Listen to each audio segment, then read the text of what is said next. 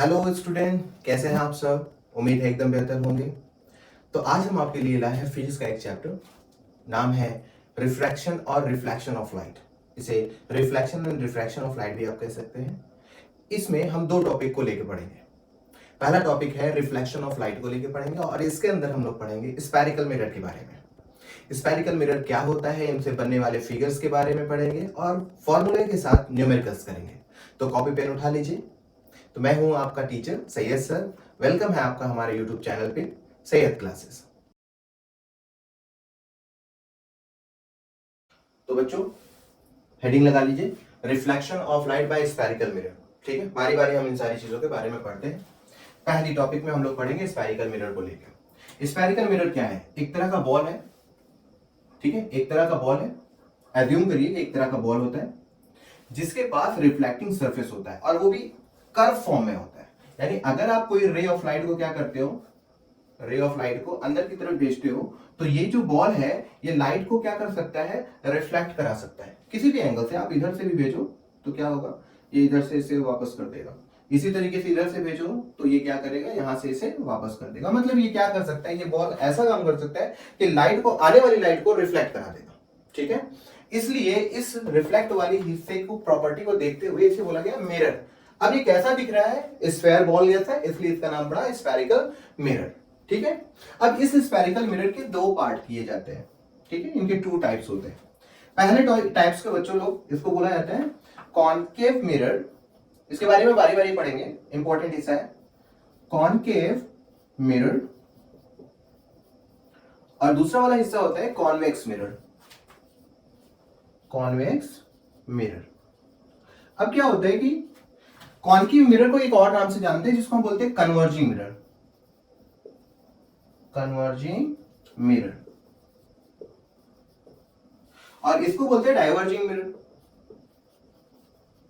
Diverging mirror. अब देखिए जरा, इसके नाम से ही लग रहा है, इसकी प्रॉपर्टी के बारे में, कि आखिर कॉनकेव मिरर कहना क्या चाहता है। यानी कन्वर्ज करना चाहता होगा। आने वाली लाइट को ये क्या करेगा, समेटेगा, एक जगह इकट्ठा करेगा। और ये कॉन्वेक्स मिरर, इसको कहा गया डाइवर्जिंग मिरर। इसका मतलब ये हुआ कि ये लाइट को डाइवर्ज करता होगा। अब बात आई कि कॉनकेव मिरर यानी कन्वर्जिंग मिरर दिखता कैसे और कॉन्वेक्स मिरर यानी डाइवर्जिंग मिरर कैसे दिखता है। जरा उनके स्ट्रक्चर फॉर्म कर लेते हैं और देख लेते हैं कैसा होता है। देखिए जरा, ठीक है, हमने इसको क्या किया, दो हिस्सों में काट दिया। ठीक है, जैसे काटा तो हमें क्या देखने को मिला, कुछ इस तरीके के दो डायग्राम देखने को मिले।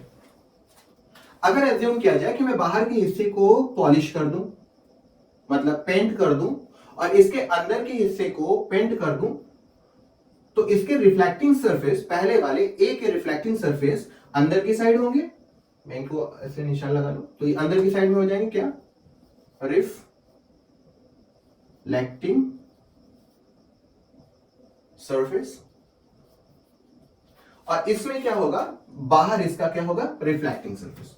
अब ऐसा मिरर, ऐसा कर्व मिरर जिसका रिफ्लेक्टिंग सरफेस अंदर की साइड हो, वो क्या करता है, सारी की सारी लाइटों को जो आती है ना उसके पास, वो सारी की सारी लाइटों को समेट देता है एक जगह पे। जबकि हम दूसरे वाले को देखें तो इनका जो रिफ्लेक्टिंग सरफेस है ये बाहर की तरफ है। यानी अगर मैं कोई भी रे ऑफ लाइट को इसके ऊपर फेंकूं तो ये क्या करेगा, आने वाली लाइट को समेटने के बजाय बिखेर देगा। इसलिए इनकी प्रॉपर्टी को देखते हुए पहले वाले को यानी ए को नाम दिया गया कॉनकेव मिरर।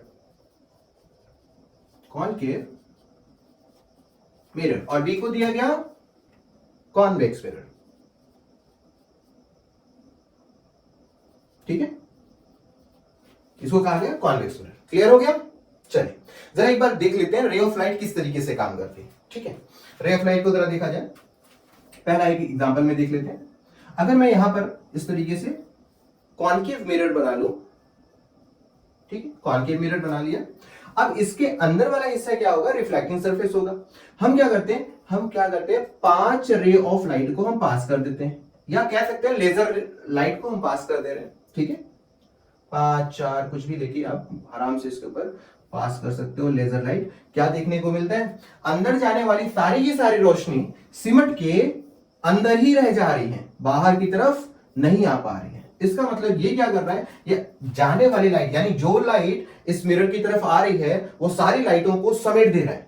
देखो सारी लाइटें क्या हो रही है, अंदर की तरफ जा रही है, बिल्कुल इस तरीके से जैसे एक कटोरा होता है ना, जिसमें बाउल कह सकते हैं, अगर कोई गोली उसके अंदर या है ना गोली उसके अंदर ऐसे डाले तो सारी की सारी गोलियां जो अंदर जाती हैं वो बाहर की तरफ नहीं आती, सब के सब सेंटर की तरफ भागती है। ठीक है, अगर मैं अपने हाथ को ऐसे करूं और एक पॉइंट पे इस जगह पे ऐसे मैं करूं, ठीक है, और मैं इस समझ के रखो ये क्या है, गोली है, अगर मैं इसको यहां पर गिराऊं तो ये देखो कहां जा रहा है, सेंटर में। यहां पे गिराऊं तो भी सॉरी भाग गया नीचे, है ना।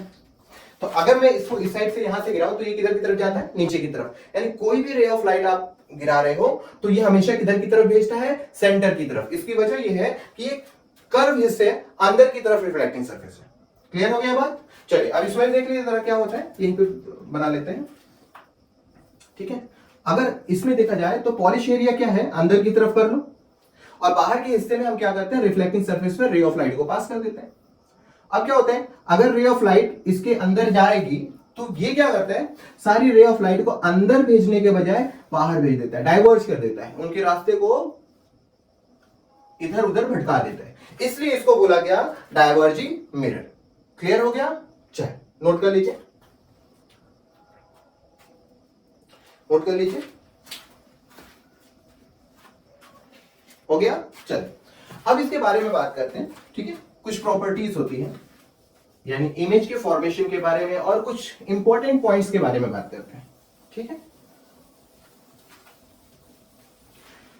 कुछ इंपॉर्टेंट पॉइंट्स में जैसे कि आता है प्रिंसिपल एक्सिस क्या हो गया, ठीक है, कॉनकेव मिरर में पोल क्या हो गया, सेंटर ऑफ कर्वेचर क्या हो गया, ये सारी कुछ पॉइंट्स हैं। इन पॉइंट्स को जरा देखते हैं कि क्या होता है। क्या करते हैं, पहले एक डायग्राम बनाते हैं कॉनकेव मिरर का, ये रहा हम लोग का डायग्राम कॉनकेव मिरर।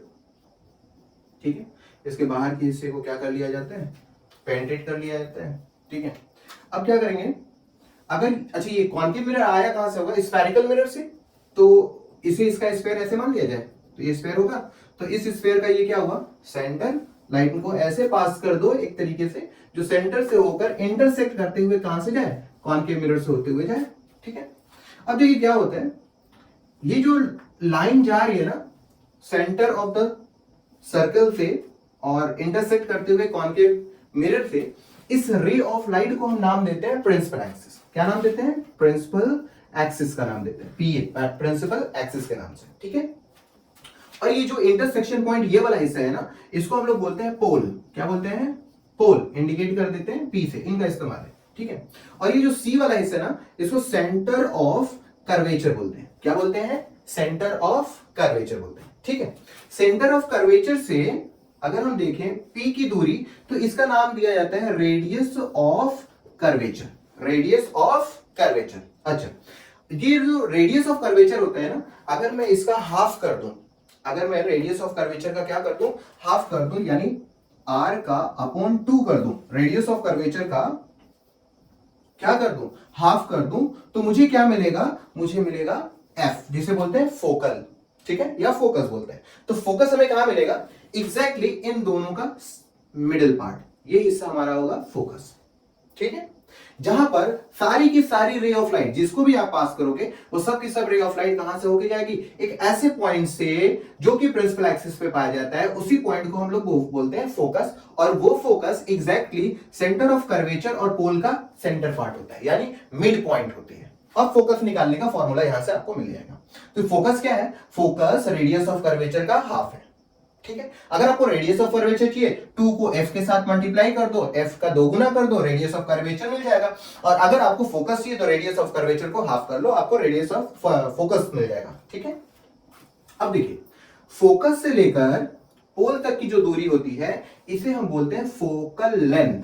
क्या बोलते हैं, फोकल लेंथ बोलते हैं।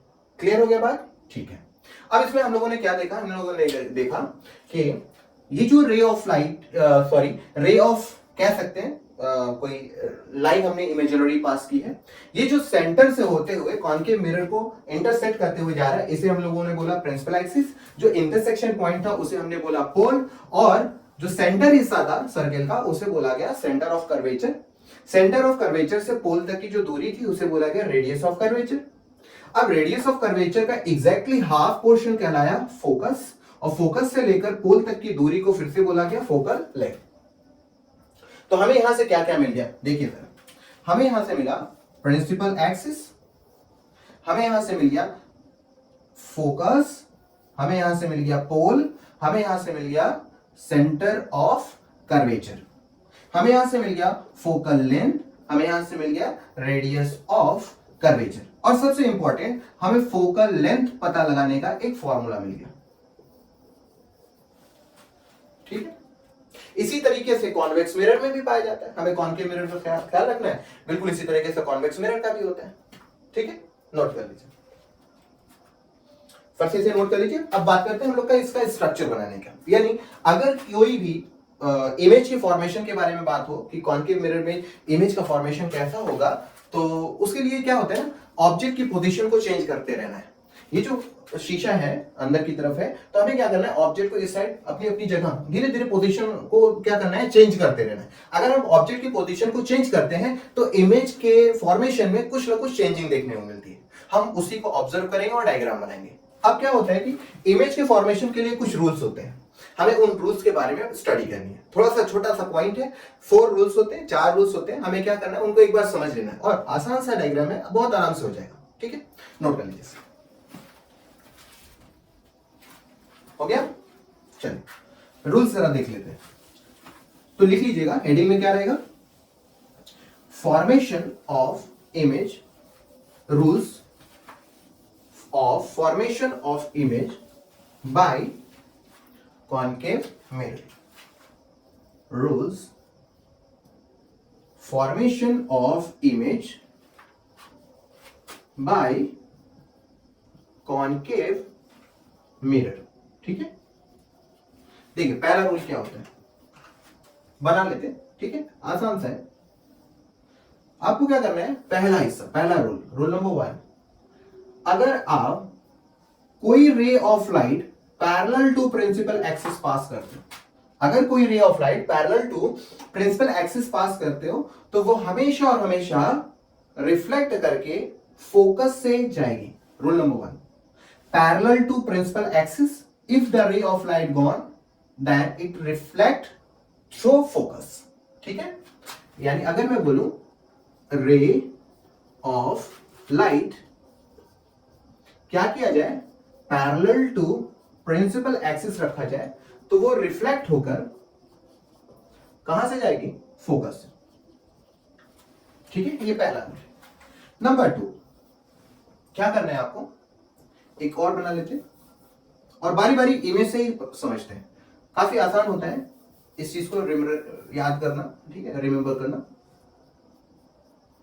फिर से हमें क्या करना है, एक प्रिंसिपल एक्सिस इस तरीके से ड्रॉ कर लेनी है। ठीक है, अब ये हो गया हमारा फोकस। ठीक है, अब नंबर 2 क्या होता है, अगर कोई रे ऑफ लाइट, अगर आपको कोई ray of light centre of curvature से पास करनी हो, कहां से, सेंटर ऑफ कर्वेचर से पास करनी हो, तो ये वो पॉइंट है मिरर पे, कॉन्केव मिरर पे, जहां से रे ऑफ लाइट एग्जैक्ट उसी पाथ से रिफ्लेक्ट बैक करती है, यानी 0 डिग्री एंगल फॉर्म करती है। यहां पर कोई एंगल फॉर्म नहीं होता, यहां पर देखिए कुछ एंगल बनता है। तो मल्टीपल चॉइस क्वेश्चन में पूछा जा सकता है कि वो प्लेस कॉन्केव मिरर में कौन सा है जहां से रे ऑफ लाइट को पास करे तो वो 0 डिग्री एंगल फॉर्म करके रिफ्लेक्ट करता है। तो आपको क्या पॉइंट बताना है, वो है सेंटर ऑफ कर्वेचर। अगर रे ऑफ लाइट को आप पास करते हो सेंटर ऑफ कर्वेचर से और वो कॉन्केव मिरर है, तो वो उसी रास्ते से वापस आ जाएगा। Rule number 2। ठीक है, रूल नंबर 3 में देख लेते हैं क्या है। ठीक है, रूल नंबर 3, रूल नंबर 3 ये कहता है कि अगर कोई रे ऑफ लाइट आप इस तरीके से पास करते हो कि वो फोकस से होकर कॉन्केव मिरर से टकराता है, तो वो definitely parallel to principal axis होकर वापस जाएगा। ये जस्ट देखो, पहले वाले का जस्ट अपोजिट है, यानी अगर आप पैरेलल टू प्रिंसिपल एक्सिस करते हो तो फोकस से होकर जाएगा, अगर आप फोकस पे लाइट गिराते हो तो पैरेलल टू प्रिंसिपल एक्सिस जाएगा। रूल नंबर 4 और लास्ट रूल है हमारा। रूल क्या कहते हैं कि अगर आप रे ऑफ लाइट को डायरेक्टली पोल पे गिरा दोगे तो वो एग्जैक्टली उसी एंगल से रिफ्लेक्ट करेगा जिस एंगल से आया है, यानी यहां पर क्या होगा, law of reflection of light follow हो जाएगा। यानी एंगल आर क्या हो जाएगा, angle i is equal to angle r हो जाएगा। यहां पर ये देखने को मिलता है। तो हमारे पास कुल 4 रूल है। पहला, अगर पैरेलल टू प्रिंसिपल एक्सिस पे रे ऑफ लाइट को पास करेंगे आप, तो वो कहां से होके जाएगा, फोकस से होके जाएगा। अगर आप फोकस से पास करते हो तो वो उसी अगर वो आप सेंटर ऑफ कर्वेचर से पास करते हो रे ऑफ लाइट को, तो वो इसी एंगल से रिटर्न वापस चला जाता है। तीसरा रूल ये कहता है कि अगर आप फोकस पे रे ऑफ लाइट को गिराते हो तो वो क्या करता है, प्रिंसिपल एक्सिस के पैरेलल पे रिफ्लेक्ट कर जाता है। चौथा रूल ये कहता है अगर आप पोल पे गिरा दो रे ऑफ लाइट को तो सेम एंगल से वो क्या करेगा, रिफ्लेक्ट कर जाएगा। तो ये 4 रूल्स हैं, ठीक है। इन्हीं रूल्स को फॉलो करते वक्त हम लोग क्या करेंगे, इमेज के फॉर्मेशन को देखेंगे। बारी बारी हम लोग रूल्स को फॉलो करेंगे और बड़े आसानी से, बहुत ही आसानी से आप देखेंगे, फटाफट आपको याद होता चला जाएगा, सारे के सारे इमेज के फॉर्मेशन हो जाएंगे। रूल्स नोट कर लीजिए, फिर हम लोग फॉर्मेशन पे चलते हैं। हो गया, चल मिटाते हैं। फॉर्मेशन ऑफ इमेज को जरा देखते हैं, फटाफट इसे खत्म करते हैं, ठीक है। बेसिक चीजें हैं, आपको ये याद होना चाहिए फॉर्मेशन ऑफ इमेज के बारे में, कि ऑब्जेक्ट की प्लेस को अगर चेंज करें, पोजीशन को चेंज करें, तो उस पोजीशन के चेंज करने के हिसाब से इमेज के ऊपर क्या इफेक्ट पड़ता है, अगर हम कॉनकेव मिरर के बारे में बात करें तो, ठीक है। तो चलिए ऑब्जेक्ट की पोजीशन देखते हैं। पहला एक डायग्राम बनाते हैं, बारी बारी इसी पे सब देख लेंगे, जैसे यहां पर बना लेते हैं, ठीक है। ये हो गया हमारा कॉनकेव मिरर और ये हो गया हमारा प्रिंसिपल एक्सिस, ठीक है। ये हिस्सा हमारा हो गया होल, ये यहां पर आ गया सेंटर ऑफ कर्वेचर, इसे रख लेते हैं हम फोकस, ठीक है। तो पहली ऑब्जेक्ट की पोजीशन क्या है, between F and P, F and P. अगर फोकस और पोल के बीच में ऑब्जेक्ट को रखा जाए तो इमेज का फॉर्मेशन क्या होगा, जरा ध्यान दीजिएगा। पहले तो आपको क्या करना है, ऐसे एक निशान बना लेना है, ये इंडिकेट करेगा कि ये क्या बना हुआ है, ये ऑब्जेक्ट खड़ा हुआ है। इस तरीके से आप इंडिकेट कर सकते हैं, ऑब्जेक्ट है, ठीक है। रूल नंबर ये कहता है, नंबर 1, कि अगर कोई ऑब्जेक्ट मिल जाए तो सबसे पहले आप क्या करिए, पैरेलल टू प्रिंसिपल एक्सिस एक रे ऑफ लाइट को पास करिए। चलिए हमने क्या किया, parallel to principal axis ray of light को पास कर दिया, आगे की तरफ जा रहा है। अगर कोई ray of light parallel to principal axis होता है तो वो हमेशा फोकस से होकर रिटर्न करता है। तो चलिए हम लोग क्या करते हैं, इसे फोकस से होकर वापस करते हैं। हो गया, चलिए रूल नंबर 1 फॉलो हो गया। रूल नंबर 2 ये कहता है कि अगर कोई रे ऑफ लाइट को आप सेंटर ऑफ कर्वेचर से पास करें, तो वो रे ऑफ लाइट एग्जैक्टली उसी रास्ते से वापस चली जाएगी जिस रास्ते से वो आई है। तो हम क्या करते हैं, देखिए पहला रूल हो गया ना, ऑब्जेक्ट के हेड से हमें parallel to principal axis ray of light को पास करना है। पहला काम आपको हमेशा ये काम करना है। दूसरा क्या करना है, ऑब्जेक्ट के हेड से सेंटर ऑफ कर्वेचर पे स्केल रख दीजिए और एक रे ऑफ लाइट को पास कर दीजिए, ठीक है। चलिए कोशिश करते हैं सीधी बन जाए, ये हो गया हमारा, ठीक है।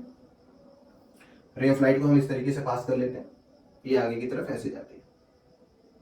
अब इमेज का फॉर्मेशन हमेशा उस जगह पर होगा जहां पर रिफ्लेक्टेड रे आपस में इंटरसेक्ट करती है। अब जरा ध्यान दीजिए, हमने सेंटर ऑफ कर्वेचर से लाइट को आगे की तरफ भेजा और वो जाने के बाद शीशे से टकरा के उसी रास्ते से वापस आ गई। अब जब दोनों की दोनों रिफ्लेक्टेड रे को देखा गया तो ये एक दूसरे से दूर होती जा रही है, यानी इंटरसेक्ट नहीं कर सकती कभी। तो क्या इमेज का फॉर्मेशन नहीं होगा? बिल्कुल होगा। अगर ये इस साइड नहीं होता, लेफ्ट साइड में नहीं होता है, तो हमें क्या करना होगा, पीछे की तरफ ट्रेक करना होगा। तो पीछे की तरफ हम क्या करते हैं, इमेजिनरी डॉटेड लाइन पास करते हैं और देखते हैं कि क्या ऐसा हो सकता है क्या। तो हम लोगों ने क्या देखा, एक ऐसी पॉइंट थी जहां पर ये एक दूसरे को इंटरसेक्ट करते थे। अब उस इंटरसेक्शन पॉइंट पे हम क्या करते हैं, एक ऐसे रे बना लेते हैं, ठीक है। ये जो इंटरसेक्शन पॉइंट है ये बताता है कि इसका इमेज जो होगा वो पीछे की तरफ बना, ठीक है। यानी एक ऐसी पोजीशन जहां पर इमेज क्या होता है, कॉनकेव मिरर के राइट साइड में बनता है। क्लियर हो गया बात? अब जरा ध्यान दीजिए, इसके बारे में देख लेते हैं। पहला, अगर फोकस और पोल के बीच में ऑब्जेक्ट को रखा जाए तो हमें क्या देखने को मिलता है।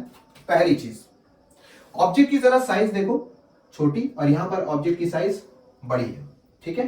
तो इमेज क्या हो गया, इमेज बड़ा हो गया। दूसरी चीज, ऑब्जेक्ट देखो क्या है, रियल है, और इमेज क्या हो गया, वर्चुअल।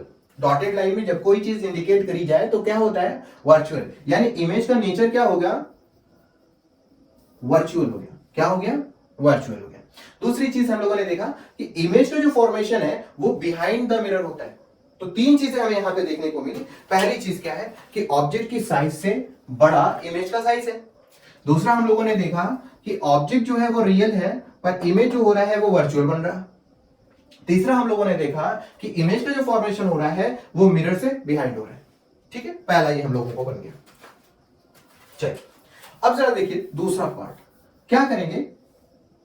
यहां पर ऐसे बना लेते हैं,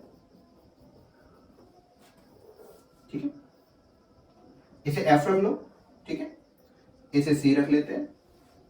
पहला, अब देखो क्या था कि ऑब्जेक्ट को हम लोगों ने एफ और पी के बीच में रखा। अगर हम ऑब्जेक्ट की पोजीशन को, सेकेंड, ऑब्जेक्ट की पोजीशन को कहां पे रखें, एट एफ, एफ पे रखते हैं तो क्या देखने को मिलेगा, जरा चेक कर लेते हैं।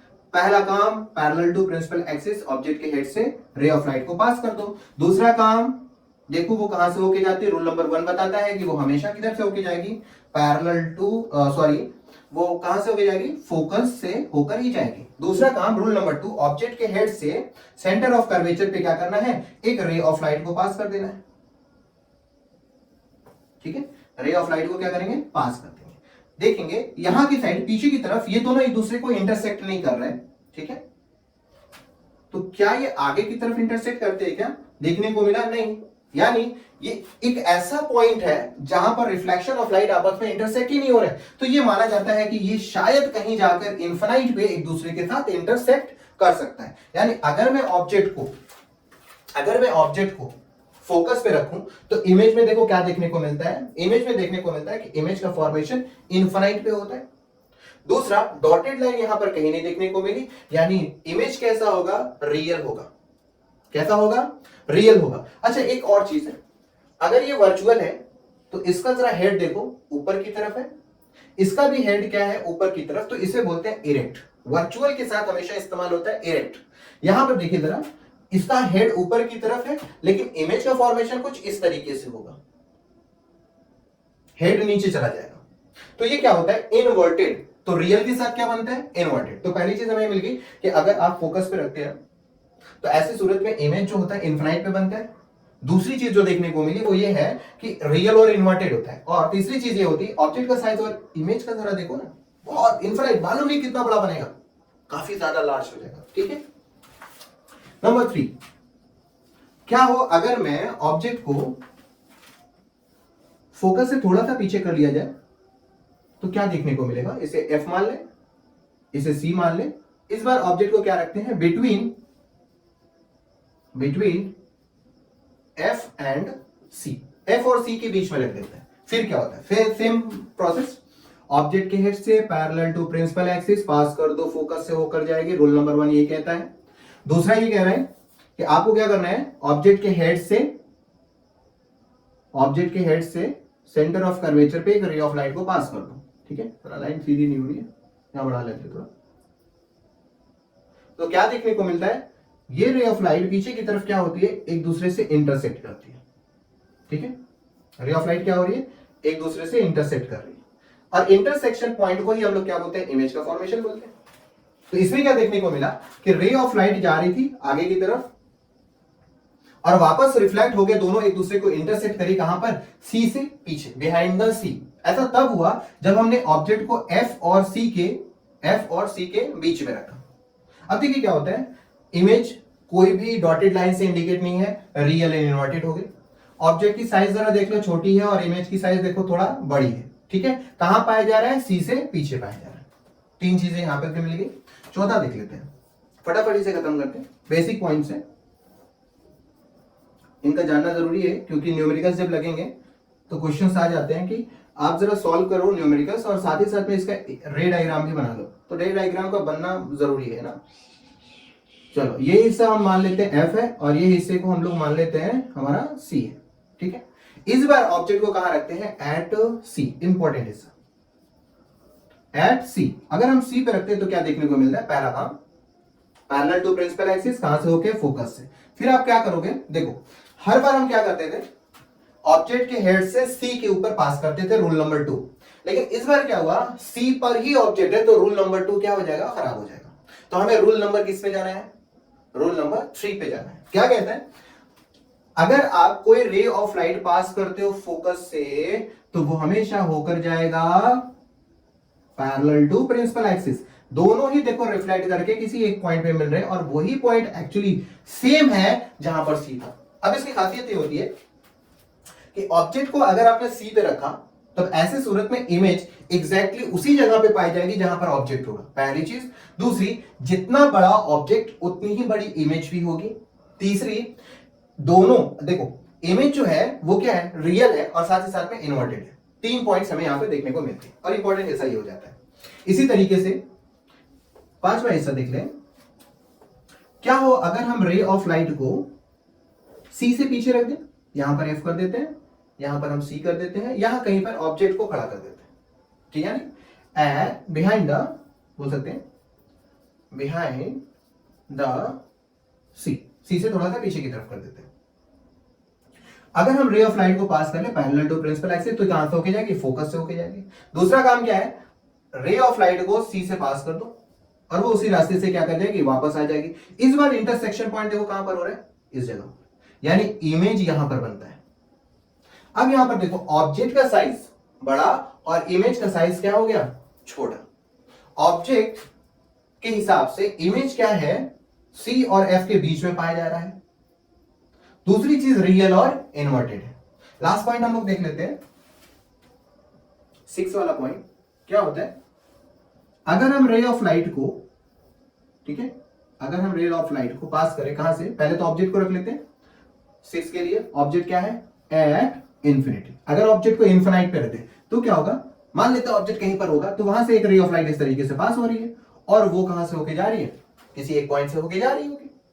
दूसरा रूल क्या होता है, जो लास्ट वाला रूल है यहां पर अप्लाई होगा, आपको पैरेलल एक रे ऑफ लाइट को पास करना है जो पोल पे गिरती हो, ठीक है। अब क्या होता है, सेम एंगल से वो क्या करेगा, क्रॉस कर जाएगा। ये दोनों एक दूसरे को इंटरसेक्ट करेंगे, जिस पॉइंट पे इंटरसेक्ट करेंगे वो पॉइंट होगी एफ। क्लियर है बात। यानी अगर मैं किसी भी ऑब्जेक्ट को इनफिनाइट पे रख दूं तो ऐसी सूरत में उसका इमेज कहां बनेगा, फोकस से बनेगा।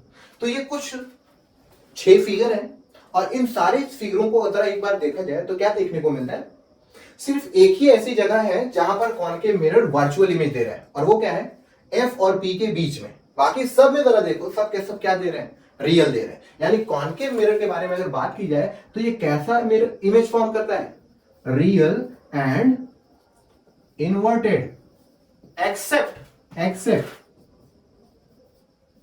Object at F and P, between at भी बोल सकते, object except object between place between F and P.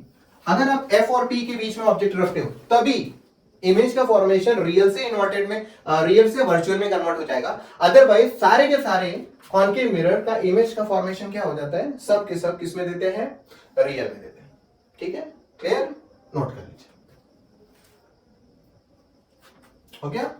तो आज हम लोगों ने जो पढ़ा है स्फेरिकल मिरर के बारे में, उनकी कुछ पॉइंट्स के बारे में, जैसे प्रिंसिपल एक्सिस है ना, फोकल लेंथ क्या होता है, रेडियस ऑफ कर्वेचर क्या होते हैं, इन सब चीजों के बारे में पढ़ा है।